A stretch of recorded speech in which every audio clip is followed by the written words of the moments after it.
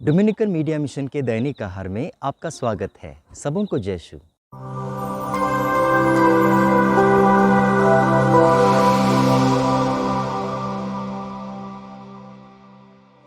मेरे मित्रों, आज का सुसमाचार लूकस से लिया गया है। प्रभु यीशु अपने इन वचनों में हमें बेहद सुंदर बात बता रहे हैं। आज प्रभु कहते हैं, कौन है मेरी माँ, कौन है मेरे भाई और कौन है मेरी बहन। जो प्रभु के वचनों को सुनकर उसका पालन करते हैं, वह ही है मेरी माँ, मेरे भाई और मेरी बहन। इसके विषय में 3 विशेष बात मैं आपके साथ शेयर करना चाहता हूँ, आपके साथ बांटना चाहता हूँ। आप ध्यान से सुने। सबसे पहली बात, प्रभु के लिए आप बेहद विशेष हैं, इतने विशेष कि आपके इस संबंध को प्रभु एक नाम दे रहा है। आप बेनाम नहीं, आपको नाम दिया जा रहा है, और वो भी एक ऐसा नाम जो बेहद घनिष्ठ है, एक ऐसा संबंध जो बेहद घनिष्ठ है। माँ का संबंध, भाई का संबंध, बहन का संबंध। प्रभु ऐसा नहीं कहते कि ये मेरा चाचा है या चाचा का बेटा है, नहीं, बल्कि बेहद घनिष्ठ माँ, भाई और बहन। सबसे पहली बात जो मैं आपसे कहना चाहता हूँ वो ये है कि मान लीजिए कि आप किसी महापुरुष की संगति में हैं, कहीं जा रहे हैं, और कोई तीसरा व्यक्ति उस महापुरुष से पूछ ले कि यह व्यक्ति मतलब आपका क्या लगता है। यदि वह महापुरुष कह दे ये मेरा कोई नहीं लगता, आपको कैसा लगेगा? आपके दिल में कहीं ना कहीं थोड़ी सी बेइज्जती तो महसूस जरूर होगी कि कहीं इसने कम से कम मुझे अपना दोस्त भी नहीं कहा। आपको जरूर ऐसा लगेगा और दुख लगेगा।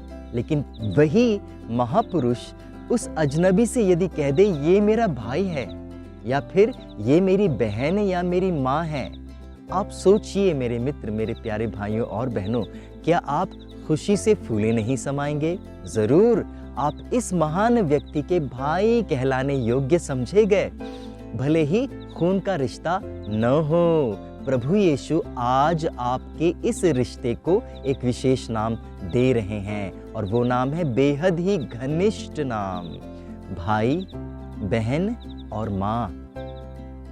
दूसरी बात जो मैं आपके साथ शेयर करना चाहता हूँ वो ये है, प्रभु हमें 2 प्रकार के रिश्तों के विषय में समझा रहे हैं। एक तो है खून का रिश्ता, और दूसरा है प्रभु के वचनों के द्वारा स्थापित रिश्ता।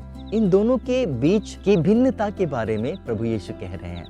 आप ही बताइए, खून का रिश्ता कितने सालों तक हम निभा सकते हैं, या कितने सालों तक हम देख सकते हैं कि खून का रिश्ता हमारा कायम है?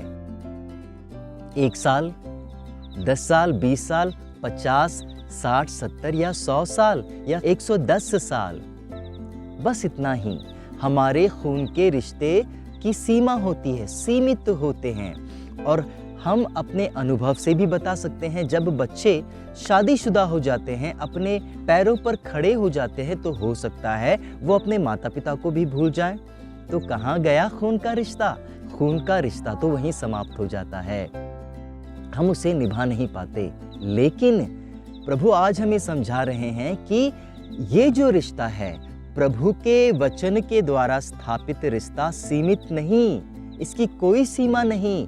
ये 60, 70 या 100 साल तो कुछ भी नहीं, ये अनंत काल का रिश्ता है, ये अनंत काल का रिश्ता है। तीसरी बात जो मैं आपके साथ में शेयर करना चाहता हूँ मेरे मित्रों, वो ये है कि खून का रिश्ता केवल मेरे परिवार तक ही सीमित होता है।